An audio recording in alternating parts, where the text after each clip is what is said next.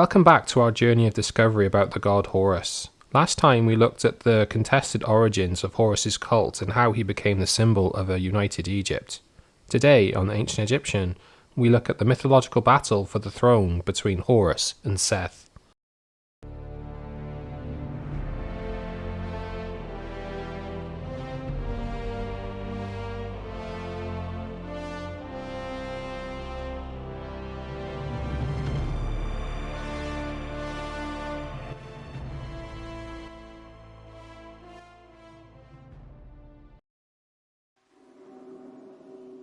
There are, of course, different stories depending on regional and cult tradition of the conflict between Horus and Seth, but today we are going to look at the version told on the Chester Beatty papyrus, discovered in the modern city of Luxor, built on the ancient city of Thebes.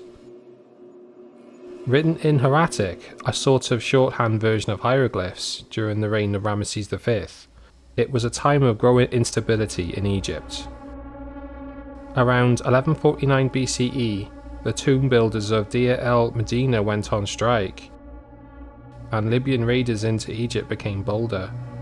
The conflict and chaos is appropriate context for this tale entitled The Contendings of Horus and Seth. The story begins with the context that Horus and Seth had been fighting for 80 years, and a tribunal of 9 gods called the Ennead were assembled to adjudicate on who would replace Osiris as pharaoh. The Ennead was led by 3 gods: Ptah, a god of creation credited with creating the world through thought and speech; Thoth, the god of wisdom and writing; and Shu, son of Ra, god of air and wind. Overseeing the process was the primordial creator god, Atum, in this text referred to as the ultimate lord. Just as a factual point, Heliopolis and Heliopolitan are mentioned several times in the text, so I am basing my assumption this tale is told with that cult tradition in mind. But the Heliopolitan Ennead, in this case a pseudo-royal family of deities, contained Atum, Ra, his children Shu and Tefnut, goddess of water, their children Zeb, god of the earth, and goddess Nut of the night sky, and finally their children Osiris, Isis, Seth, and Nephthys. Sibling marriages were a common theme in ancient Egyptian mythology and repeated in the royal house for thousands of years. It's just how it was, a faithful mimic of godlike behaviour as gods on earth.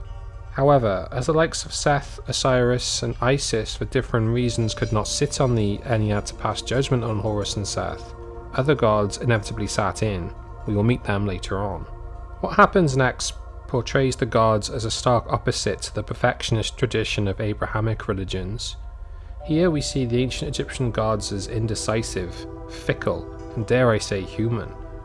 In the cases of Horus and Seth, I'd say we see full-on psychopaths. The text begins with Thoth presenting the uninjured eye or Wadjet to Horus. This was the eye Horus lost battling Seth. It was a symbol of justice and a right to rule by descent from Osiris. It was a rubber-stamping moment. The Ennead was behind Horus's claim, with Shu saying, "The one who presents the uninjured eye is loyal to the Ennead." But Isis, maybe prematurely, jumped the gun by ordering the decision to be publicly proclaimed. This angered Atum, who remained silent and furious. After all, he had not made the final decision. Seth saw his chance and spoke. He could not argue with the validity of the uninjured eye, so his only option was to suggest a battle of strength.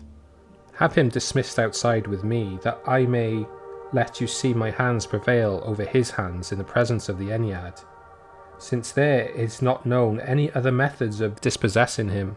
But Thoth countered, "Shouldn't we ascertain who is the impostor?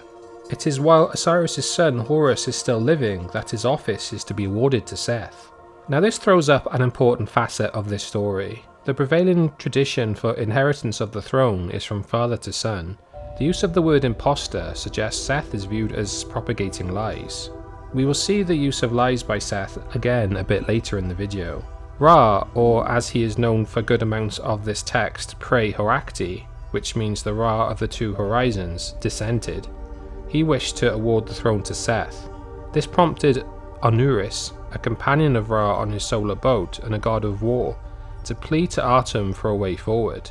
Atum summoned Banub-Jedi, a four-headed ram god of virility in the afterlife, and Ptah guards of the Ben, which means pyramid or the primordial mound. Just a reminder, deities can change and merge. Thankfully here it's not too confusing. Both guards would not, however, pass judgment as they claimed to be ignorant of the facts, so they deferred to the Great Ninth. She was a very ancient mother goddess of Ra and Sobek. Her worship went back to the Nakada period between 3600 and 3350 BCE in Sais in Lower Egypt. Her response was quick and to the point. Award the office of Osiris to his son Horus. Don't commit such blatant acts of inequity which are illegal, or I shall become so furious that the sky will touch the ground. Based on this, the Ennead was united again behind Horus.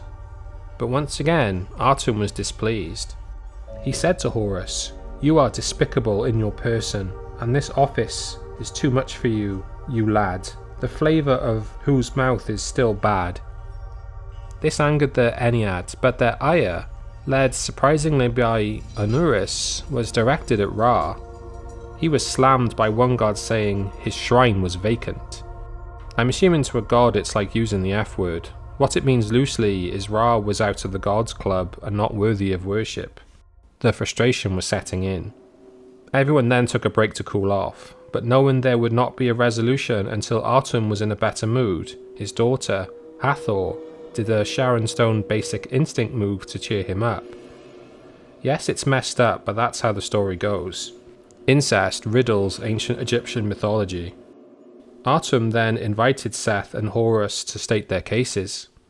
Seth begins and makes a good case, arguing a feat of power. He says he slays the snake demon Apep on Ra's boat called the Bark of the Millions each night. If the snake is not defeated, the sun will not rise and Ra will be stuck in the underworld. It's an apocalyptic fear for the ancient Egyptians. The council was swayed, again, but Horus and Thoth both remind the Ennead, is it while a bodily son is still living that the office is to be awarded to a maternal uncle, meaning Seth? Then said Banub-Jedi, is it while Seth, his elder brother, is still living that the office is to be awarded to the mere lad? This lie is important. It's about Seth's relation to Osiris. Seth claims to be Horus's older brother to fool the gods into that mode of inheriting the crown, by claiming that he is the brother, not uncle of Horus. But Isis wasn't having it. She said, "By my mother Neith, the goddess, and by Ptah with lofty plumes, who curbs the horns of the gods, these matters should be submitted before Atum, the great prince who is in Heliopolis, and also before Khepri, who resides in his bark." The Ennead, afraid of escalation, agreed with her. Now it gets threatening. Seth says he will take his 4500 Nemset weight scepter and kill one god a day if he does not get his way. He refused to appear before the tribunal again until Isis was ejected, correctly noticing her influence. Ra acquiesced and ordered the Ennead to an island, with the ferryman, Nemti, told not to ferry Isis across. Isis was not to be foiled. Then Isis came and approached Nemti, the ferryman, as he was sitting near his boat, after she had transformed herself into an old woman, who walked with a hobble and wore a small golden signet ring on her hand. She said to him, "It is an order that you might ferry me across the island to the middle that I come to you, because it is for the young lad that I have come carrying this bowl full of porridge." Since he had been tending some cattle on the island in the middle for 5 days now, and is hungry. Nemti said to her, "I have been told not to ferry any woman across." But Isis said to him, "It is with reference to Isis that you have been told this which you have just mentioned." Isis continued to bargain. She offered Nemti a cake, which he refused. Then she offered all she had of value, her golden signet ring. Nemti accepts, and ferries her to the island. A showdown with Seth was now almost inevitable. Next time, Nemti's disobedience leads to dramatic punishment. Seth issues his two great challenges, and in a possible first in literary history, we see Seth and Horus engage in divine homosexuality, with shattering results. Thank you so much for taking the time to watch this video and supporting the channel. Please hit like, drop a comment, and ring that notification bell so you never miss a future episode.